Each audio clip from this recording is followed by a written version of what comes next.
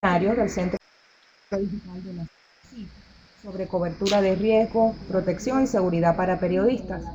Y agradecemos especialmente a los participantes de los otros dos seminarios virtuales sobre este tema, a las instructoras María Idalia Gómez, que está a su derecha, de México, y Clariña Glove, que está en el centro en pantalla, de Brasil, y también a la empresa telefónica del Perú, que provee la plataforma tecnológica para hacer estas actividades.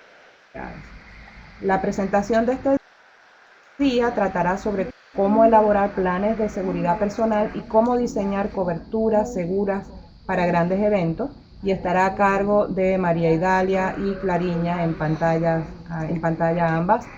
Ellas son periodistas investigativas con una larga trayectoria en el oficio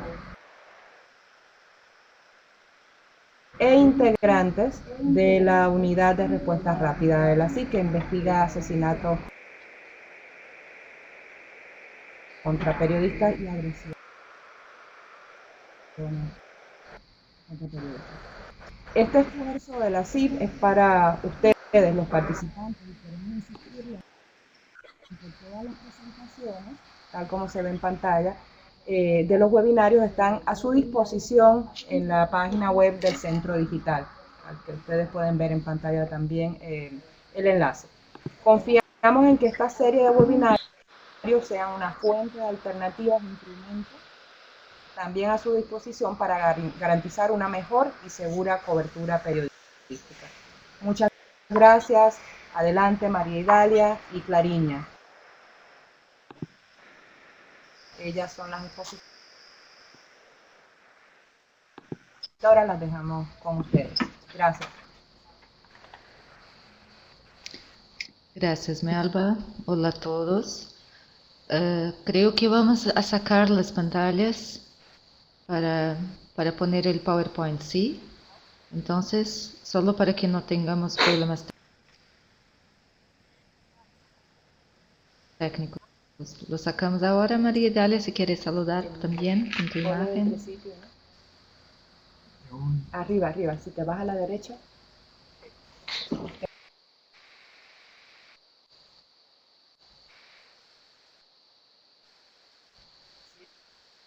Buenos días a todos. Nos quitamos un poco de pantalla y volvemos. Está el audio puesto. Cuestiones técnicas, pero...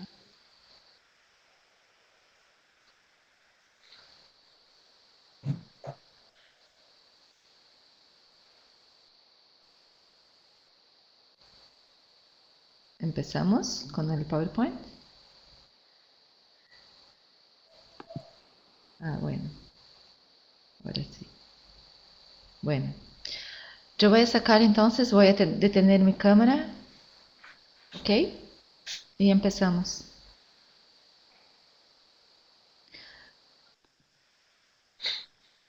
Janine. Sí. Ahí está.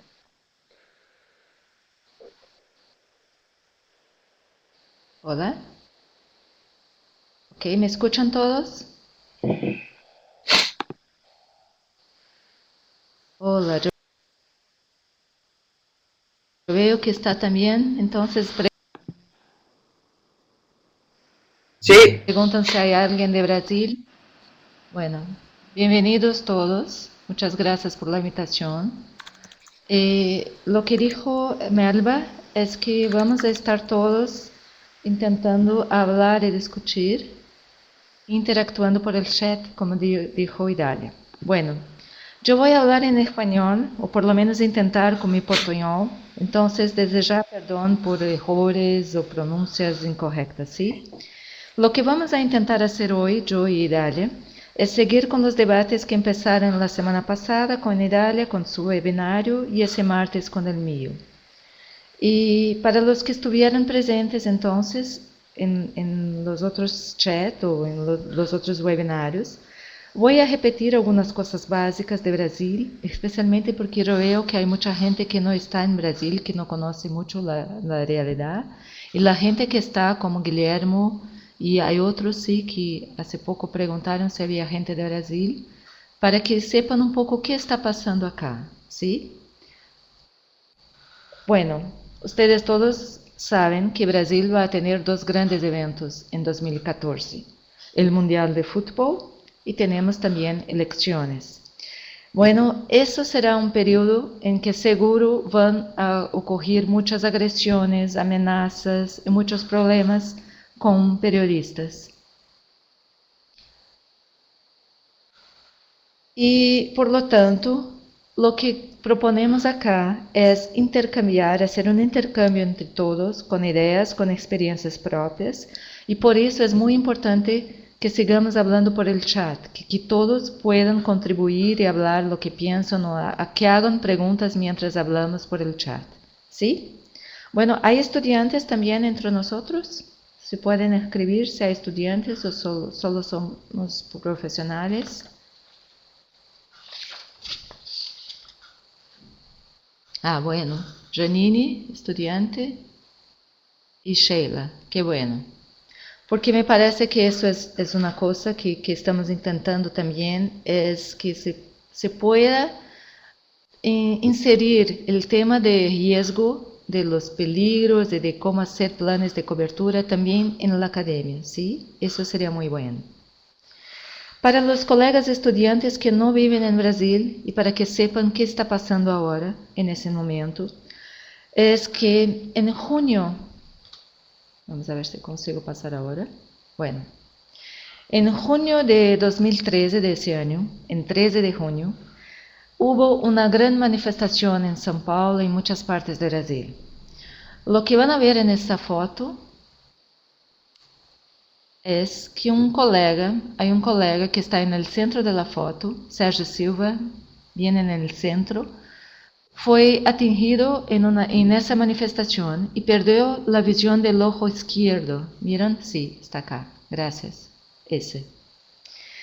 Y los periodistas, otros periodistas también fueron agredidos, también fueron atacados, a veces por manifestantes, a veces por la policía.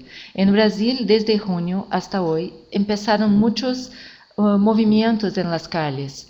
Algo muy parecido con lo que ocurrió con los indignados y con la gente de Occupy, pero en Brasil se empezó con movimientos por Facebook y por las redes sociales, se empezaron a invitar a la gente para ir a la calle. Bueno, los periodistas seguro que fueron a hacer la cobertura y hubo entonces esas agresiones.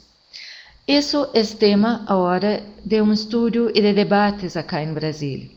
Y hasta el punto que la Secretaría de Derechos Humanos de la Presidencia de la República, en 18 de junio, por lo tanto, creo que en la misma o un poco tiempo después de esta manifestación en que el colega quedó herido, hizo una resolución para decir que hay que tener especial protección a los periodistas y profesionales de comunicación que están actuando en coberturas de protestas para que no sean blancos de balas de goma, de gases, y que sobre todo las fuerzas de seguridad pública puedan respetar el trabajo de los periodistas. Bienvenido, Rafael. A los pocos yo voy a interrumpir para ver quién está llegando y si están haciendo observaciones. Bueno, desde entonces, desde que empezaron estas agresiones, y según la Asociación Brasileira de Periodismo Investigativo de Brasil, ABRAGE, de junio hasta octubre hubo por lo menos 102 periodistas heridos en las manifestaciones. Y eso, por cuenta de eso, muchas instituciones, los sindicatos y las empresas empezaron a preguntar qué está ocurriendo, por qué los periodistas que debían hacer las noticias ahora están siendo blanco de las agresiones. Bueno, desde entonces los sindicatos empezaron a hacer encuentros con las fuerzas de seguridad, empezaron a hacer comunicados, y la CIP hizo comunicados, y Reporteros Sin Fronteras, y las entidades de defensa de derechos humanos, para saber qué se puede hacer en estos casos. Casos que puede ser que ya ocurrían antes, pero no con esta intensidad y con la frecuencia que se están repitiendo, ¿sí? Bueno, lo que se sabe, algunas cosas que ya se discutió. El director de la Asociación de los Reporteros Fotográficos de São Paulo dijo que está haciendo reuniones con los miembros de la Secretaría de Seguridad Pública para que haya una acción de prevención para las agresiones.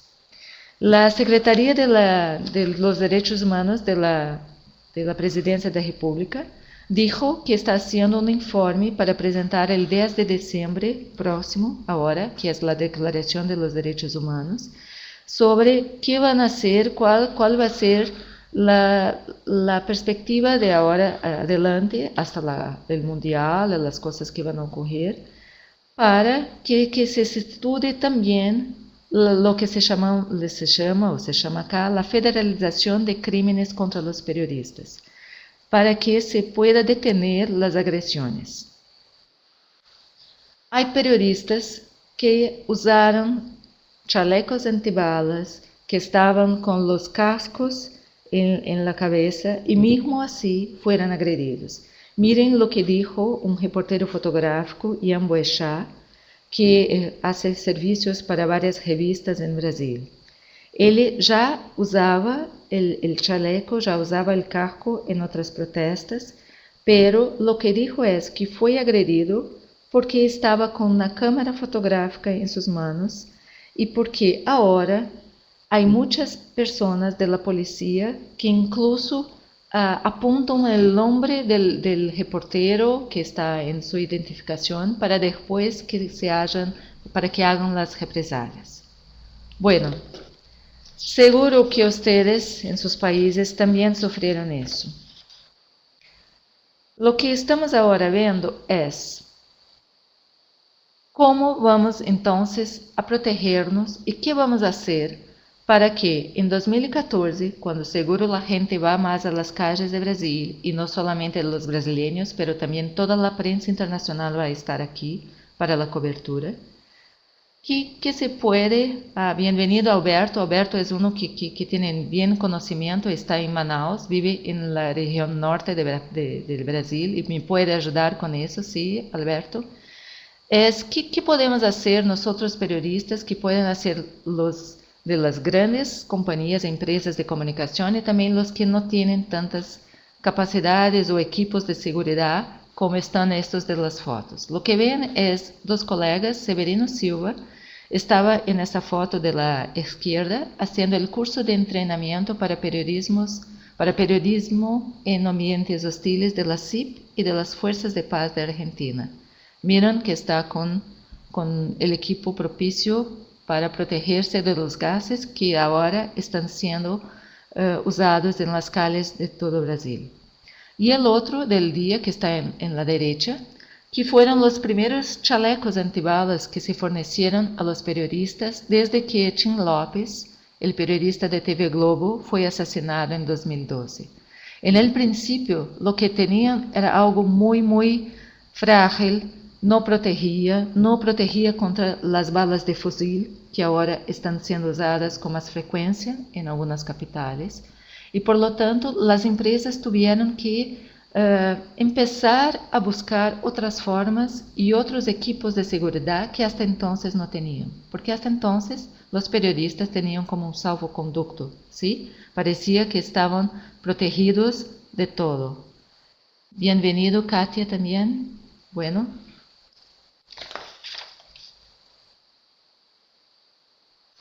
El caso de Gelson Domingos da Silva, creo que es muy importante que se pueda hablar acá de entre muchos casos de periodistas que fueron asesinados, que es porque Gelson estaba como en el blanco entre policías y traficantes en una favela de Rio de Janeiro. Y sobre eso, tal vez Guillermo me pueda ayudar, porque vive en Rio, y sabe, Fernando Quevedo, que hizo esa foto, fue uno de los pocos periodistas que dijo, no, yo no creo que esa es una operación común, una operación que no tenía una gran importancia, sino que intercambiaban tiros y balas los policías y los traficantes. Y Gelson, que trabajaba para dos empresas, la TV Bandeirantes y otra empresa del gobierno, quedó justo en el medio de los tiros, ¿sí? Él tenía 46 años y ya tenía mucha experiencia con las coberturas en conflictos urbanos, pero estaba con un chaleco antibalas que no protegía contra fusiles y fue muerto por un tiro, por una bala de fusil. Y también porque actuaba en ese momento como conductor de su propio coche, por lo tanto era reportero, camarógrafo y tenía que pensar en muchas cosas al mismo tiempo. Sobre eso hay una discusión muy buena en videos que están en YouTube de un encuentro en que participaron varios colegas de Gelson en Rio de Janeiro en 2012 y que hablaron sobre qué pasa, qué se está pasando con los grupos acá en Brasil. Bueno, los colegas están hablando sobre eso de entrenamiento militar, de chaleco y casco. Reina habla sobre eso. Y en esa discusión que se hizo por YouTube, se hablaba justamente de eso, Reina. ¿Cuándo y cuándo no usar el chaleco? Porque a veces cuando los periodistas llegaban a las favelas en Río, creían que estar con chaleco era también como un afronte, una cosa que para la comunidad no pasaba muy bien. Pasaba como si ellos estuvieran ya protegidos, pero la comunidad no tenía esa protección, ¿sí? Y eso que habla Idalia sobre el respaldo social es muy, muy importante. Porque si la comunidad hace ese respaldo, puede proteger a los periodistas también. Guillermo dijo ahora que el ejército prohíbe el uso de chaleco a prueba de tiros de fusil, porque solo se permite esa protección en caso de guerra. Sí, está correcto. Solamente en Brasil los que usaban el chaleco de fusil, para tiros de fusil era la gente de las agencias de noticiero, ¿sí? Y la gente de TV Globo que tenía más capacidad de negociación y para comprar también. Y me parece entonces, Luis, que dijo que en Venezuela se está ocurriendo, que intercambiar estas informaciones ahora será muy importante. Solo me gustaría agregar a eso que estoy hablando ahora, es que cuando los sindicatos de periodistas de Rio de Janeiro, sobre todo, y eso habló Susana Blas, que participó del evento de la CIP, Abrage y SPM el año que pasó en Rio, cuando los sindicatos empezaron a pedir a las empresas que comprasen los equipos de seguridad, como chalecos, y que los coches blindados empezasen a ser usados, se avanzó mucho, pero todavía hay algunas cosas que se debe discutir. Y debe discutir con las fuerzas de seguridad, con las empresas y entre los periodistas. Una de las cosas es que la gente sepa en las redacciones, con los jefes, que hay límites y que también no es necesario solamente vestir, estar con un chaleco antibalas, sino que el periodista pueda decir, eso no voy a cubrir porque hay peligro y es mucho más peligroso que yo esté en esa posición como en blanco, porque yo voy a tener riesgo de morir, ¿sí? Lo que dijo Guillermo de las agresiones es que los periodistas que son agredidos a veces no se da la noticia de la violencia porque creen que los periodistas no deben ser noticia, ¿no? Bueno, delante de lo que dice Audrey, que está en Colombia, ¿sí? Y también de Luis, lo que todos concluimos ahora es que sí, está pasando en todas las partes, entonces hay que hacer un plan para protegernos, ¿no? Estamos de acuerdo sobre eso. Bueno, lo que creemos entonces que se puede hacer y que ya se está haciendo acá. Hay que trabajar con los estudiantes de comunicación en las academias y creo que los estudiantes que nos están escuchando van a concordar con eso. En las academias se habla sobre protección. Los que están escuchando ahora podrían escribir si se están hablando sobre eso que está ocurriendo de las agresiones.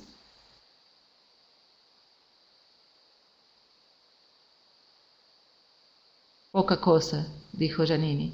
¿Qué hablan en las academias? Cuando hablan.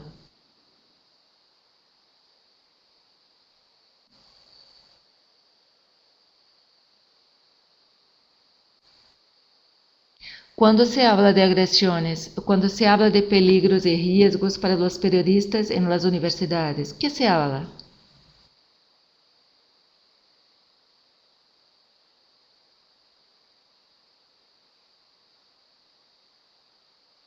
Bien, Luis habla de los motines de cárceles.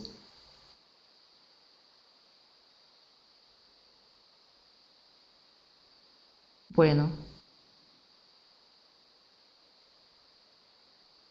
entonces, una de las cosas que se está discutiendo y ese chat y ese webinario tiene esa intención es cómo acercarnos de las universidades y cómo tocar en eso. Hay que pensar muy temprano en eso para que la gente pueda, y también como está ocurriendo acá en Brasil, que van a trabajar en vehículos alternativos, en las redes sociales y que van a la calle, ¿no? Porque seguro se está haciendo mucho más periodismo, a veces fuera de los periódicos también, y la gente que está en las calles tiene que saber sobre eso de los chalecos y comportamientos de riesgo. Otra cosa son los cursos de periodismo de regiones hostiles, ¿sí? Que ya participaron algunos colegas. La noticia en primer lugar, bueno, eso es una cosa que acá en Brasil se empieza a discutir mucho, ¿sí, Janine? Seguro que la noticia es importante, pero es importante que la persona que va a cubrir esté viva para dar la noticia y que pueda, eso lo que hablaba Dalia antes, y que pueda cubrir sin una parcialidad, que no va a subir a la favela solamente con el lado de la policía, ¿sí? Acercarse de la población, actuar con ética, noticias que traten con criterios y respeto a la gente que solamente aparece en los medios de comunicación en situaciones muy extremas o no aparece porque no se ven representados en dichos medios. En las manifestaciones, escuchar a la gente y no ignorar como si fueran solamente parar el tránsito. Lo que ocurre acá es que cuando hay una manifestación, sí, eso está correcto, Idalia.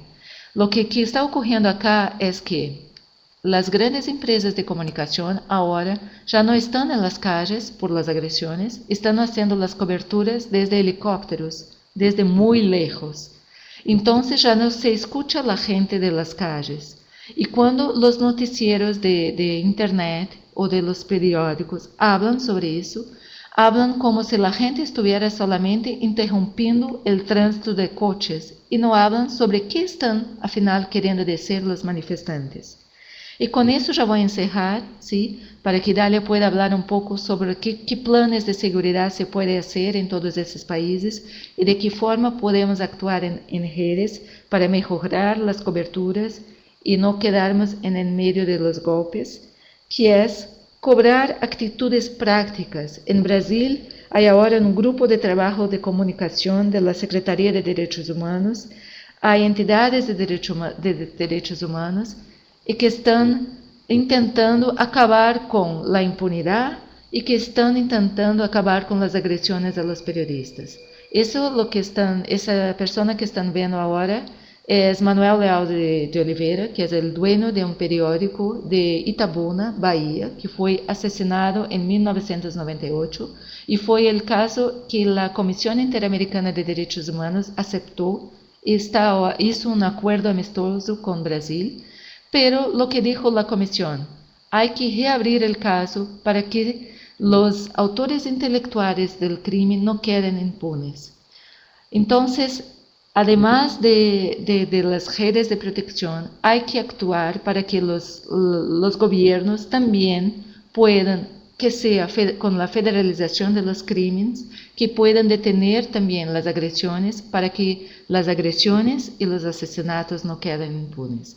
Creo que se puede seguir ahora con Idalia porque va a presentar una buena propuesta cómo se puede organizar, ¿sí?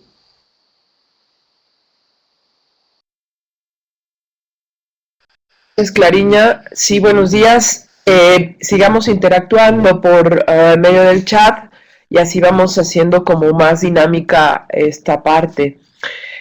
Como decía Clariña, la vez pasada ya estábamos planteando como el marco general, algunas ideas, y ahora trataremos un poco frente a lo que nos dice Clariña, que es la experiencia de Brasil, que aunque pareciera un poco reducido a fenómenos sociales de una ciudad o de una región pequeña, en realidad estos fenómenos se van a estar repitiendo cada vez más en Latinoamérica frente a las condiciones económicas y a la inestabilidad política, y ya lo advertía Naciones Unidas en su último informe, nos hemos convertido Latinoamérica en el continente más peligroso y donde se está en crecimiento los homicidios de una forma que ya se le puede llamar una epidemia, como lo determina la Organización Mundial de la Salud. ¿Eso qué significa? Significa que nosotros en nuestra cobertura evidentemente vamos a enfrentar mayores condiciones de riesgo. Yo creo que tenemos que ir pensando nuevamente en esto que es el riesgo.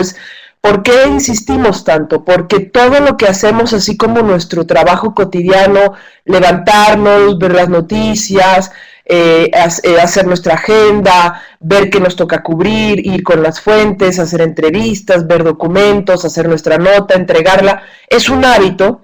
Lo mismo es la seguridad. La seguridad es un hábito que se debe compenetrar, que se debe acompañar al trabajo cotidiano que hacemos, es decir, pensar en la noticia con seguridad, pensar en las entrevistas con seguridad, pensar en la revisión de documentos y cómo los vamos a publicar con seguridad, hacerlo parte integral de nuestro trabajo cotidiano, ¿no? Nos dice Alberto sobre un caso específico. Así es, la parte más peligrosa cuando hay un ataque a periodistas es el involucramiento de los políticos, porque entonces la impunidad está prácticamente garantizada si no hay una movilización social y una movilización del género de manera más integral, ¿no?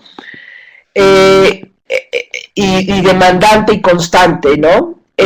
Bueno, entonces, como digamos, el hábito de construir, esta forma de construir un hábito es repetirlo, es hacerlo de manera cotidiana, ¿no? Hacer este análisis y reflexión porque los hechos son variables, no es lo mismo la manifestación de hoy que la manifestación de mañana. Sin embargo, hay actores comunes, entonces lo que hicimos hoy puede servirnos para mañana, y entonces por eso tenemos o tendremos reglas básicas. Por eso tenemos que tener información suficiente de lo que cubrimos, es decir, sabemos qué grupo va a ir a una manifestación, es un grupo violento que en otras ocasiones ha mostrado un nivel de confrontación como parte central de su discurso, o es un grupo pacífico, o vemos a la policía que ya está agotada y que está generando confrontación y al contrario quiere violar derechos humanos. Esa información nos va a permitir saber, o en las elecciones, por ejemplo, qué comunidades y qué alcaldías o departamentos son más violentos, dónde sí hay presencia policíaca, dónde no, dónde hay corrupción, en qué lugar podrían presentarse problemas, qué tipo de problemas pueden ser que hay caciques, que hay personas de mucho poder que van a obligar a la gente a votar y el descubrirlos con una foto va a ser un gran peligro. En fin, esa información que podamos recolectar de lo que estamos haciendo o lo que estamos a punto de hacer, aunque sea una reflexión media hora antes, nos va a permitir tomar decisiones adecuadas. Es decir, la utilidad que vamos a poder tener en esta cobertura. Yo creo que es muy importante que nosotros diseñemos un plan de seguridad básico. De ahí se van a desprender planes de seguridades personales dependiendo la cobertura. No va a ser lo mismo que yo cubra una manifestación a que vaya a cubrir una balacera o a que vaya a cubrir un desalojo de la policía a un lugar invadido o que vaya a cubrir las elecciones. Pero sí va a ser lo mismo que yo tenga medidas de seguridad básicas. Entonces, partiendo de eso, también podemos tener un plan básico familiar que nunca nos planteamos los periodistas. ¿Cuál es nuestro plan de seguridad con la familia? Porque es innegable que nosotros podemos correr riesgos y que la familia es nuestro punto vulnerable, pero puede no serlo, pero cuando lo platicábamos la vez pasada, nos ocurra algo, ¿qué está preparada nuestra familia por hacer? ¿O qué va a poder hacer frente a nuestra desaparición, frente a nuestros golpes, incluso saber a qué hospital nos debe llevar, por ejemplo, o qué apoyo podemos recibir del periódico, lo sabe nuestra familia? En fin. Y el plan de seguridad de la redacción, que sería de otro nivel, pero obviamente hemos platicado que en muchas redacciones esto no se atiende todavía. Sin embargo, podemos ir empezando con el plan personal, con el plan familiar, y eso hemos visto casos, al menos en México, que va contagiando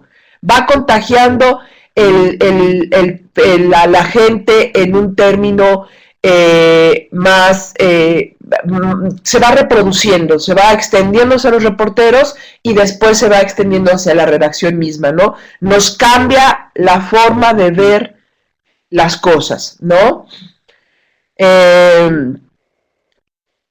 Exactamente, Alfonso, la impunidad es el mayor incentivo. Claro, no castigar a los criminales, sea incluso ataques a periodistas o no, es una forma maravillosa de invitar a los criminales de cualquier tipo a seguir cometiéndolos. Por eso la denuncia, por mínima que sea en los medios, se vuelve un peligro. Un homicida que puede seguir matando, un violador que puede seguir violando sin recibir castigo, nosotros al denunciarlo nos convertimos en un peligro para ellos. Por eso tenemos que estar junto con los periodistas. Lyndon, el tema de los chalecos tiene que ser definido muy claramente en cada país para que los códigos sean bien establecidos. Si se puede hacer, yo creo que sí se puede establecer parámetros, pero creo que es más importante establecerlos localmente. En México no creo que sea posible en este momento llevar a cabo el uso permanente de chalecos como parte de una cobertura de riesgo, porque nos colocaría en mayor riesgo. Seríamos blanco para al menos el crimen organizado frente a una balacera. Creo que esas decisiones, como decía Clariña, se tienen que ir tomando en cada país.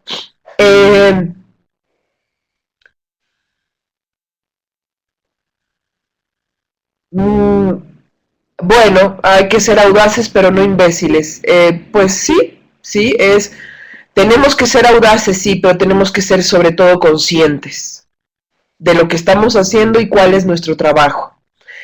Es decir, vamos a, por ejemplo, analizar el tema de las familias, ¿no? Por ejemplo, nuestra familia sabe qué derechos tenemos en nuestro periódico, si tenemos un seguro de gastos médicos, dónde puede encontrarlo, si tenemos un seguro de vida, dónde puede encontrarlo, si tenemos quién es nuestro jefe, cuál es su teléfono privado, celular, personal, si esa persona, si nuestra esposa, si nuestro esposo se puede comunicar con quién de confianza, quién es la persona de confianza en la redacción, para saber sobre nosotros, para poder orientarlos, para poder apoyarse, ¿no? Entonces, ¿cuál sería un plan de seguridad en la familia? Sería establecer las reglas básicas. Si yo no he llamado a tal tiempo, si yo no he llegado, si yo no he avisado de mi llegada, yo siempre tengo que avisar, porque ellos, si no reciben mi llamada a tal hora o en tal momento, es que hay un peligro. Si yo me comunico por teléfono diciendo tal palabra clave, es que hay un problema y mi familia se tiene que ir a casa de mi primo, prima, pariente y demás, ¿no? ¿Con quién sí se puede comunicar? ¿Cuáles son los derechos? ¿Dónde están los documentos importantes de la casa? qué cosas extrañas se deben ver afuera. Es decir, establecer un plan en donde les diga qué hacer cuando a mí me pase algo, qué hacer cuando yo no me comunique, qué hacer cuando utilicemos una palabra clave, ¿no? En el tema de comportarnos en la calle y en las coberturas, ¿no?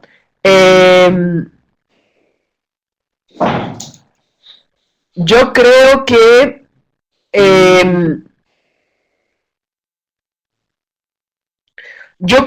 la impunidad, que es uno de los temas que más están atendiendo ahora en el chat, tiene que ver mucho con que nosotros, con dos fenómenos sumamente importantes, que ya los platicamos la vez pasada. El que la sociedad no piense de manera consciente, de manera profundamente consciente, que los periodistas son básicos para la democracia y para su vida cotidiana, y por ello no exigen la resolución de los casos, y por el otro lado, que nosotros no hemos hecho nuestro trabajo de manera adecuada cotidianamente y que también hemos olvidado a nuestros muertos y no hemos denunciado y exigido justicia.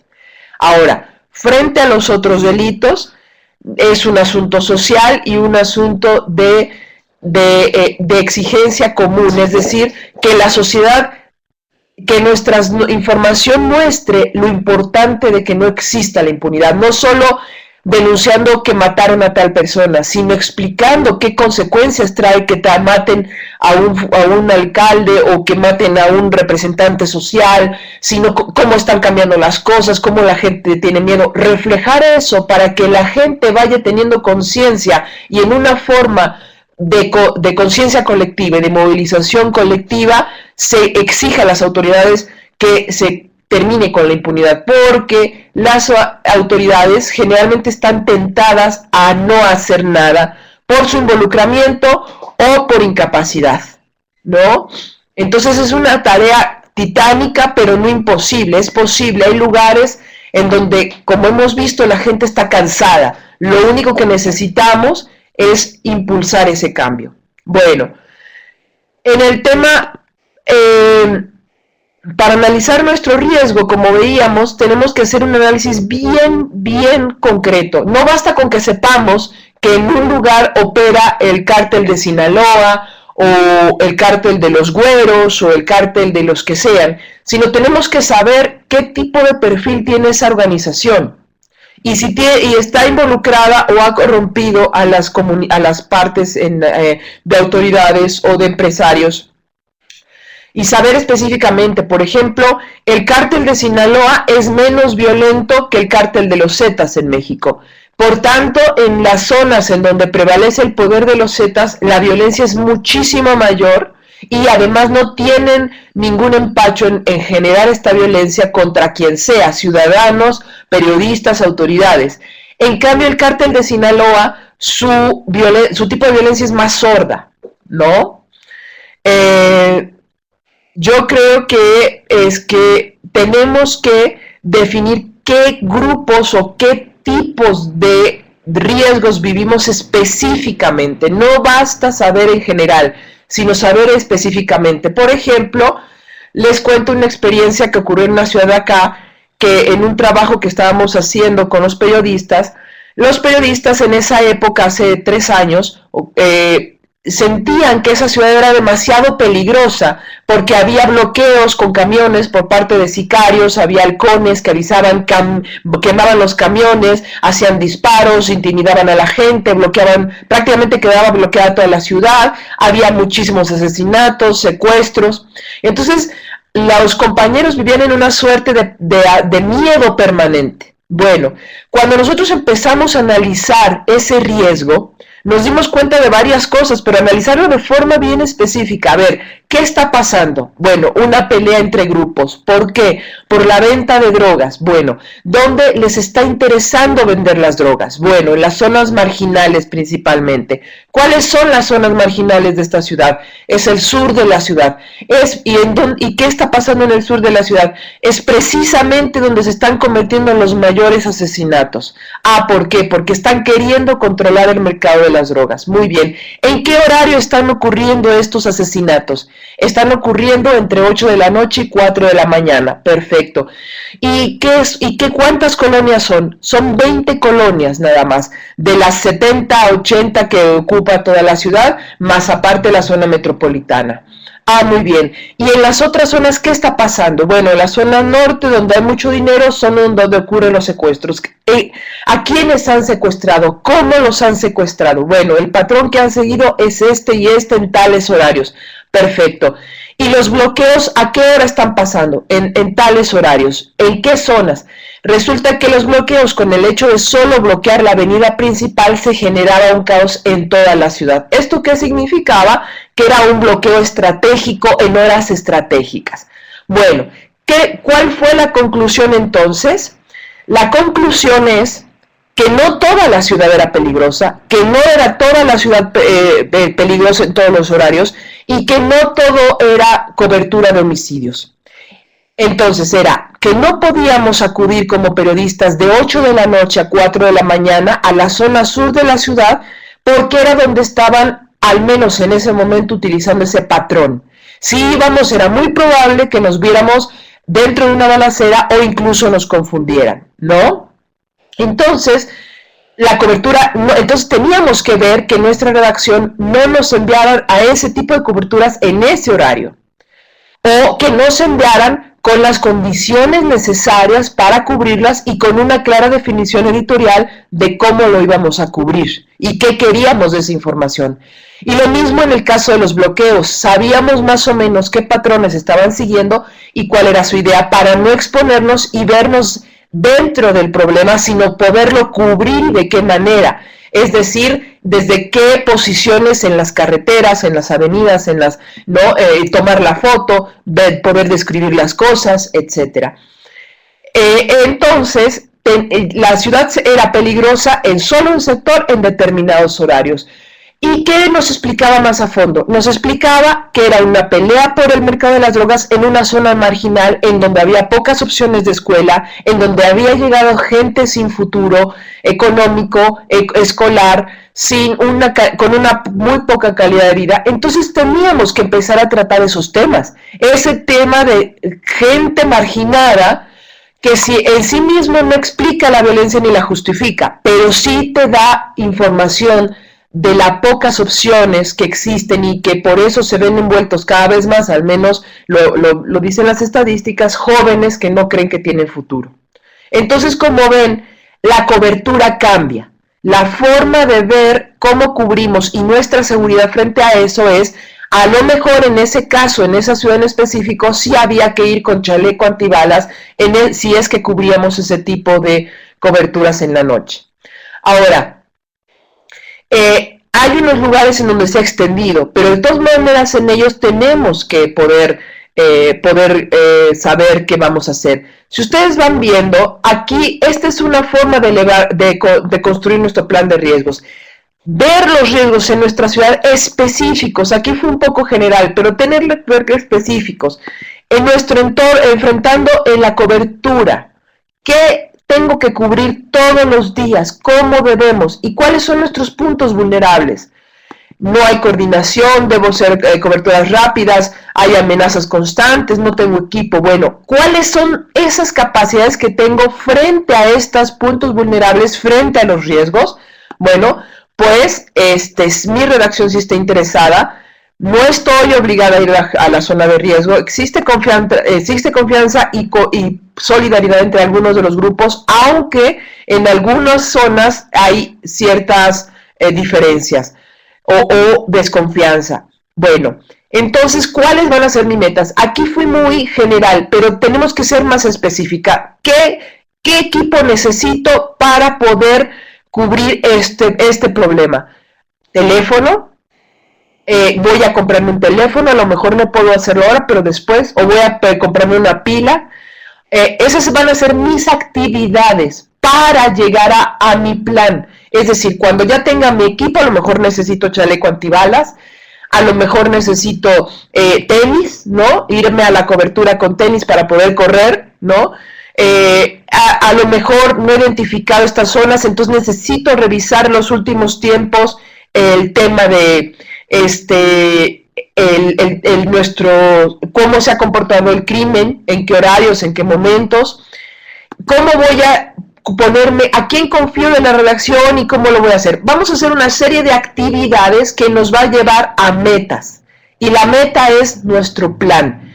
Yo todas las mañanas voy a asomarme, mi hábito de seguridad es asomarme que todo esté seguro, no voy a salir si no veo alrededor de mi casa, voy a cambiar de rutas, ¿me explico? Ese es un plan que termina siendo un hábito que no se nota, que no obstruye ni siquiera nuestro trabajo, que cuando llegamos a una cobertura de manifestación, de manera inmediata nos coloca en la calle más segura, nos coloca en el punto estratégico, porque nuestra mentalidad ya está hecha a eso, a visualizar con seguridad nuestra tarea. Nosotros, como dice Alberto, solo tenemos la grabadora, la cámara, la pluma y papel como herramienta, pero son armas demasiado poderosas, Alberto. La cámara, como creo que lo hablamos la vez pasada, puede ser en una situación de extremo estrés para las autoridades, puede ser vista como un arma a la distancia, y por eso hay periodistas que han sido asesinados en plena situación de guerra porque parece un cañón de bazooka, ¿no? Entonces, y la grabadora intimida a las autoridades, genera reacciones violentas, entonces sí son armas, pero aguas. Visto como lo dices tú, Alberto, en efecto, son nuestra forma de trabajar, pero los otros, los violentos, los que abusan, lo ven como verdaderas armas, entonces por eso tenemos que ser conscientes de ello, ¿no?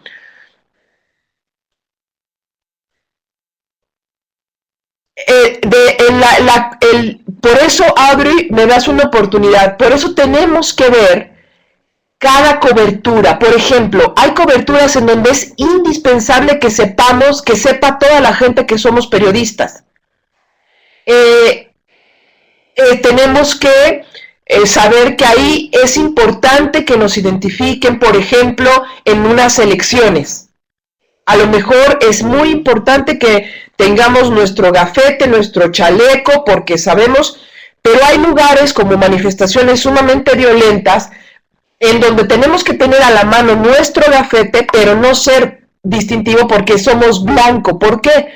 Porque muchas veces las partes en conflicto necesitan eso, mártires, para azuzar la violencia. Nosotros también, los narcotraficantes nos están tomando como armas de presión social y de intimidación social y de control de información en las zonas. Entonces, por eso tenemos que tener la información suficiente en cada cobertura que hagamos. Es un análisis permanente, es un análisis, una revisión muy seria de cada cosa. No sé si me explico. Así es, Carlos, eso es muy importante. Por ejemplo, siempre tener a la mano nuestra identificación, que sepan nuestros jefes dónde estamos, pero las usaremos o cómo las usaremos dependiendo, ¿no? Tenemos, por ejemplo, que saber qué ropa usar. Si las botas que están usando normalmente en cobertura de manifestaciones o en coberturas de lugares con muchos aristas, es bueno usar botines para protegernos los tobillos, ¿no? Bueno, pero a lo mejor esos botines los usa el ejército y a lo mejor la gente cree que somos militares disfrazados de civiles o de periodistas. Entonces tenemos que tener mucho cuidado en usar ese tipo de botines, por ejemplo. A lo mejor comprarnos los rojos o a lo mejor usar otro tipo que encontremos mejor. O el tipo de ropa, los colores, ¿no? El color verde para algunos que son militares, el azul para la Armada, el negro para la Policía Federal, usar otros, o nuestras ropas y peinados, por ejemplo, si nuestra ropa se parece, o nuestro peinado, nuestro cabello se parece a lo de las manifestaciones que en México han ocurrido como anarquistas, pues tenemos entonces que traer el distintivo de periodista y ser muy clara para que la policía no nos confunda y los anarquistas tampoco, ¿verdad? Sí, bueno, tenis, a lo mejor tenis de botín muy cómodos para poder correr, Reina. la solidaridad es básica, pero no al menos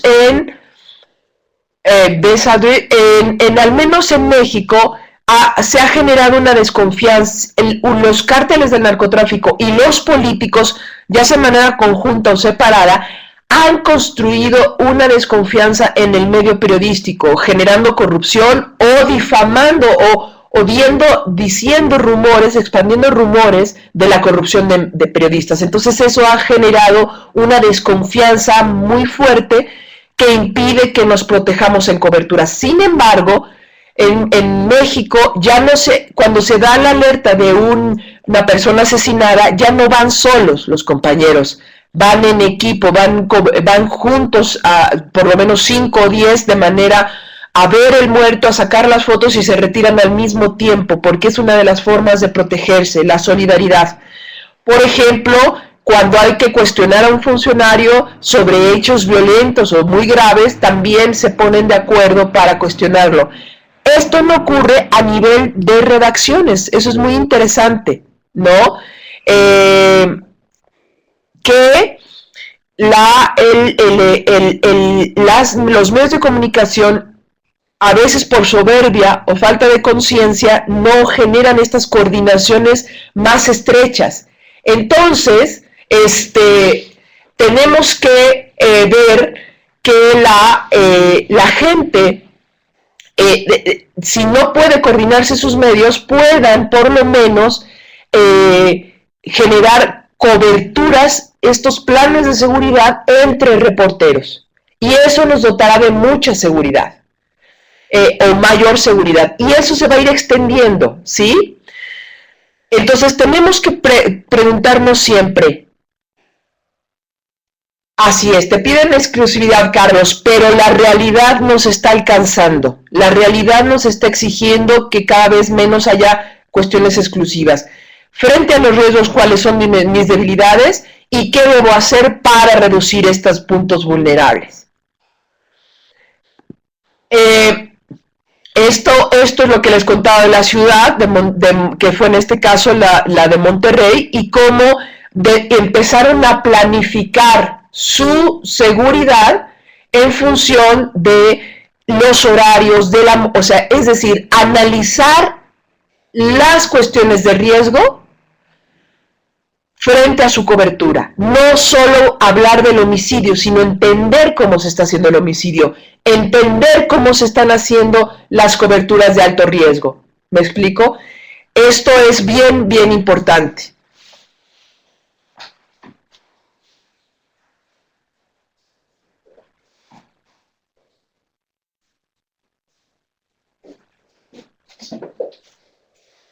Bueno,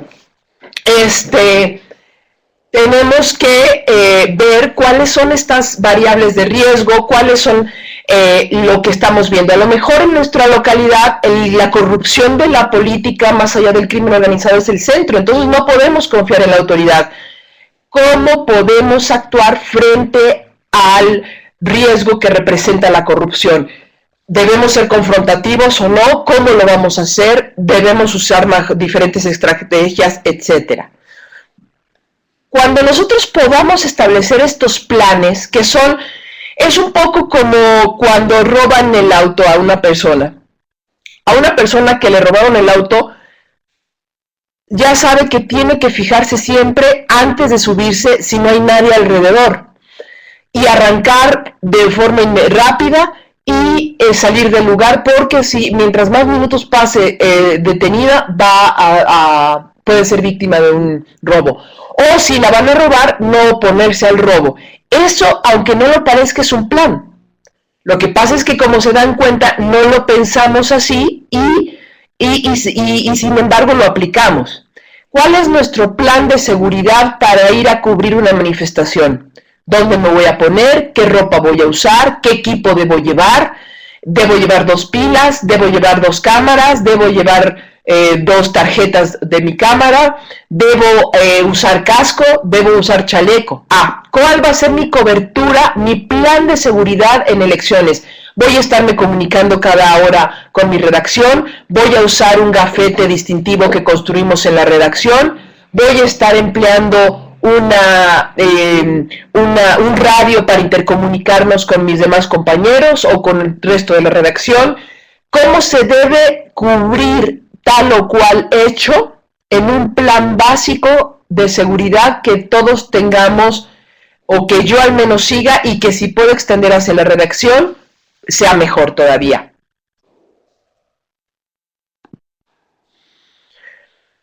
Es importante que si logramos extender un plan de seguridad a la redacción sea obligatorio, ¿no? Que todos lo sigamos y si es posible, que sí lo creo que sea posible, aunque pueda ser un proceso largo, escribirlo. Escribirlo para que todos sepan qué es. Por ejemplo, no enviar, como condición, no enviar al novato a cubrir una manifestación violenta, sino precisamente al que ya sabe, ¿no?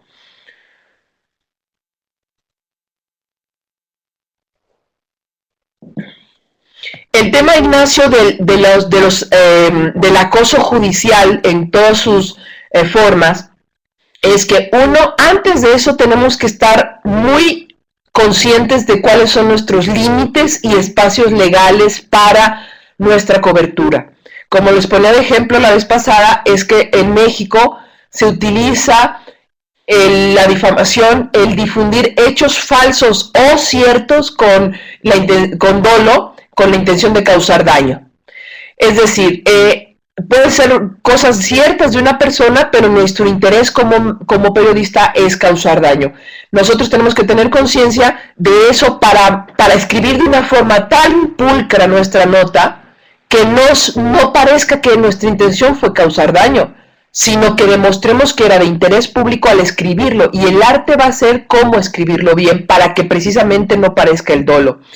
Ahora, cuando ya nos vienen las auditorías, cuando ya vienen todos esos acosos de citatorios, ahí tenemos que tener una estrategia legal con nuestros medios, porque de lo contrario, no sabemos los límites. En nuestro medio no va a apoyarnos con abogados, entonces debemos tomar la decisión de cómo vamos a escribir determinados temas que nuestra redacción no esté consciente de apoyarnos, porque nosotros no podemos hacer esas batallas solos. Así es, Jonah, la confianza en la autoridad tiene un límite. No son nuestros amigos, pero tampoco son nuestros enemigos. Así es, por eso tenemos que estar derechitos. Si nos auditan, que nos auditen y que no encuentren nada. Si nos van a hacer revisión en cualquier lugar, que nos revisen porque no van a encontrar nada, ¿no? También, exactamente, hay unos lugares en donde ONGs, en donde los ombudsman locales o nacionales, podemos recurrir a ellos para que nos apoyen.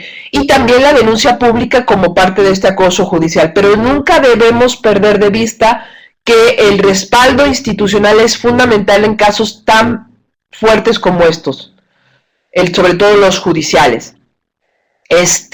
Como les pongo ahí, los planes, hay un plan básico, pero cada vez que hagamos una cobertura, son planes de cobertura específicos, ¿no? Hay que ser realistas, hay que tener claro que sí los podemos hacer, que sí los vamos a hacer y que los vamos a respetar, porque si no respetamos las medidas que estamos implementando, que además no deben ser compartidas con todo el mundo, porque si no se va a volver una vulnerabilidad. Si la gente sabe que cambiamos todos los días de ruta, pues vamos a hacer un blanco, en vez de buscarnos en una ruta, nos van a buscar en 5. ¿Me explico? Bueno, ahora Clariña va a hablar de esta última parte del periodismo de resultados.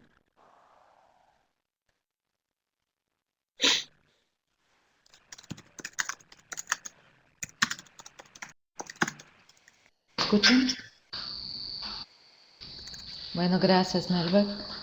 Por las preguntas y observaciones de ustedes, creo que llegamos a un punto común, ¿no? Es necesario, es muy necesario que hablemos más, especialmente en los países de Latinoamérica.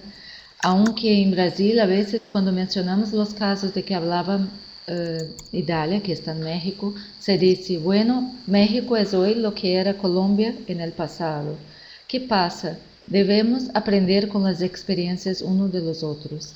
Lo que hacemos de lo que llamamos de periodismo de resultados acá en la CIP es cobrar no solamente que las autoridades puedan hacer comunicados y decir sí, vamos a actuar, pero que cobremos también que las autoridades están haciendo sobre la impunidad de eso que hablaba uno de los colegas, sobre los políticos que están involucrados y que todavía no fueron encarcelados, que están haciendo sobre los policías que están involucrados en las agresiones y cómo cambiar entonces esto desde el principio. Nosotros por la CIPI, por el proyecto de Unidad de Respuesta Rápida, lo que hacemos es eso, cobrar, cobrar, cobrar.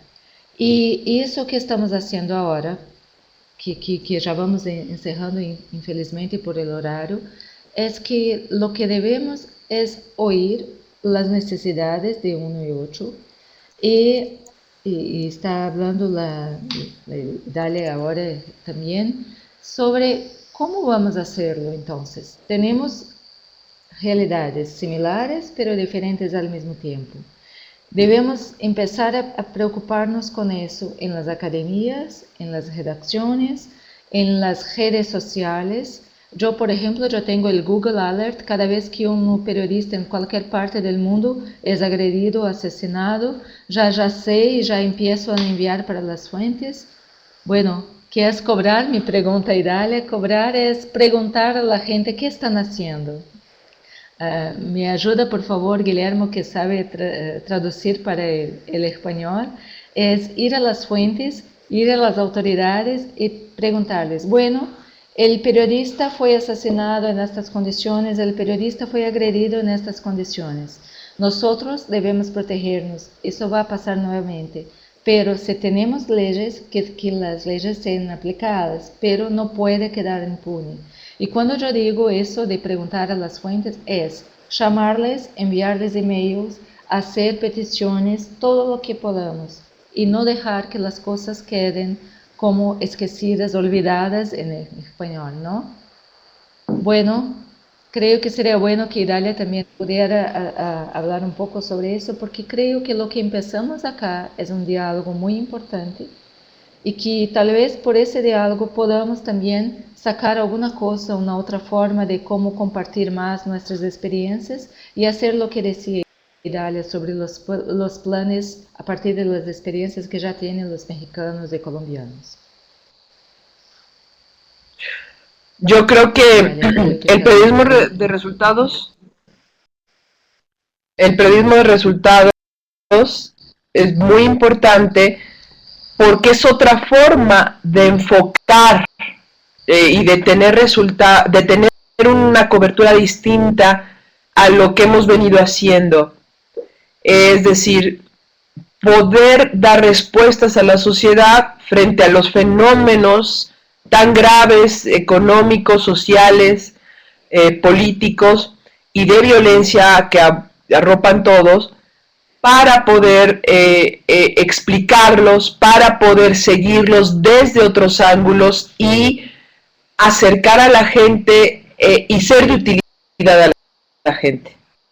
Creo que en eso es lo que tenemos que ir cambiando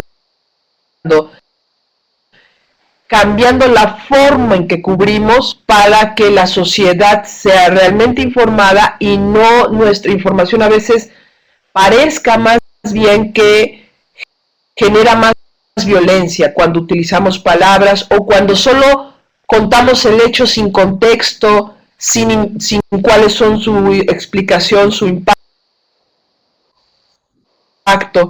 Entonces tenemos que ir al fondo, y cuando digo al fondo es explicarlo, contarlo mejor, no solo decir un crimen, sino su impacto, sino lo que representa, que lo que puede ocurrir si no se resuelve, en fin. Yo creo que justo, y para ir cerrando, para mí sería, además de la seguridad, que se tiene que volver una forma de cubrir de manera ligada, mezclada, tenemos que encontrar nuevas formas de hacer periodismo, de nuevas formas de cobertura y espacios de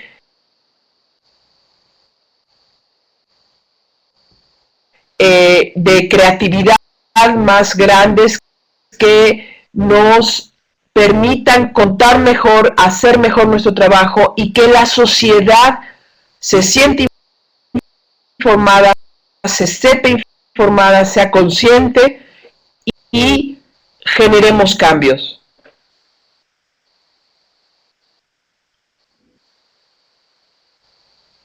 No sé si quieres agregar algo, Clariña.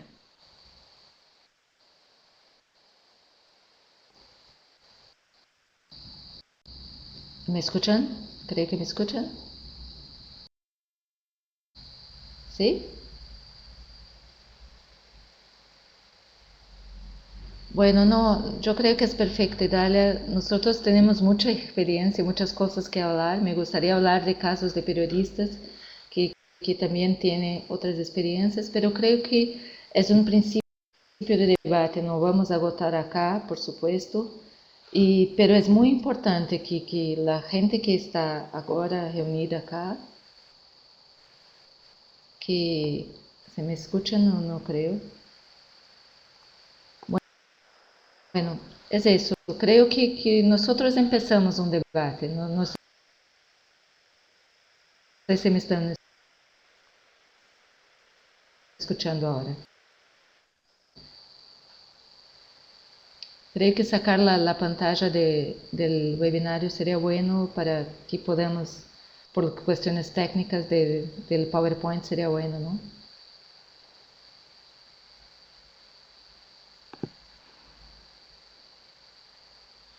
Ah, bueno.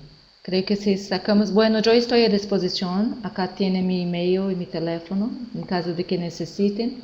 Y creo que podemos armar, hacer otros webinarios y seguir hablando, ¿sí? Muchas gracias a todos. Obrigada a todos do Brasil que também estiveram presentes.